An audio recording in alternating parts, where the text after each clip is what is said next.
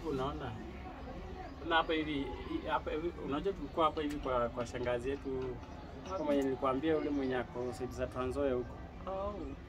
Hapa hivi. Tunakaa vizuri. Huyu ni mtoto wake mkubwa. Unaona hapa? Ni kazi yangu. Hapo unajua alinipeleka mpaka kwa ofisi yake. Mahali anafanya. Oh, ulienda kuona huko? Sawa. Venye kunakaa huko. Huko kunakaa vizuri. Ngoja nitakupeleka hivi karibuni, nitakupeleka huko tembee. Unasikia tu Trans Nzoia. Nitakupeleka utashangaa huko venye. Na beba Masai inasonga su at least tuchune hizi mboka tunaona. Tupike la chakula ama nakula sukuma.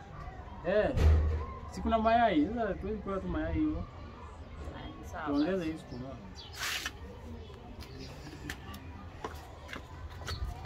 Wow.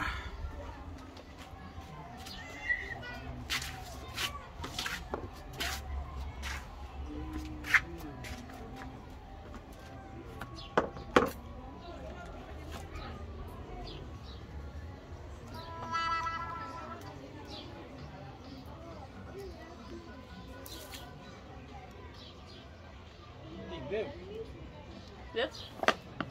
Kwa nini mbona unakata sukuma? Inafika tu. Kwani kwa shamba tu unaenda na kisu? Kwani nafanya kata aje?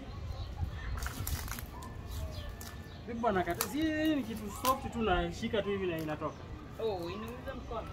Inakuumiza kwani hiki kitu inakuumiza aje mkono? Hii inakuumiza aje? Sitaki. Mimi najua natoanga hivi. Sasa niambia nifanye tupike. Ni hivyo. Kisu huwa wanakata nayo. Sasa kwani kukata hapa lazima ukate na kisu? Unakata pia hapa na kisu. Okay. Sasa tuone. Ndio kitoa moja hivyo utamaliza saa ngapi?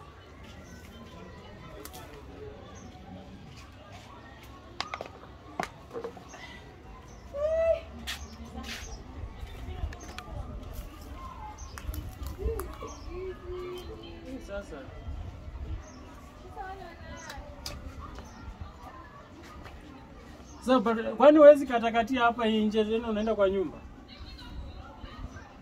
Mbona waikatia? Inakatia kwa nyumba na inapikwa.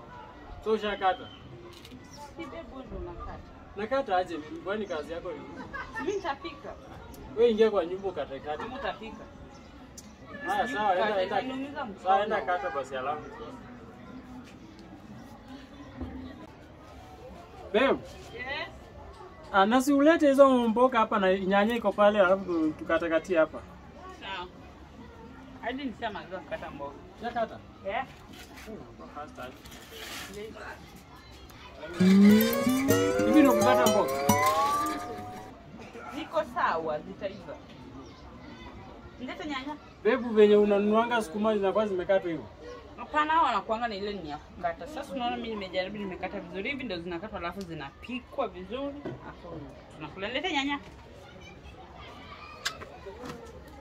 Nini sasa?